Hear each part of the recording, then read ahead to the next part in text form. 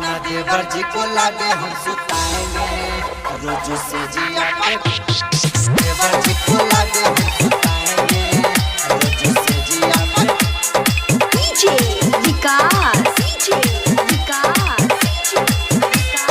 मटियाला सीतामढ़ी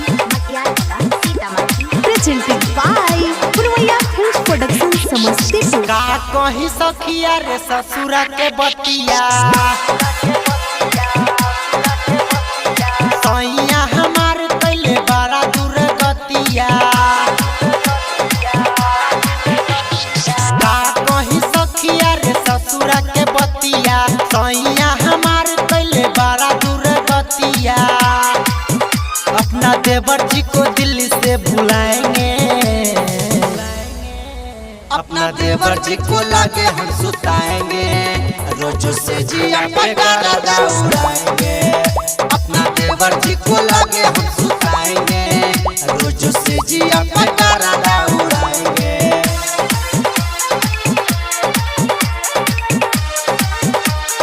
देवर जी को लागे हम डीजे विकास देवर जी को लागे हम सुताएंगे मटियाला सीतामढ़ी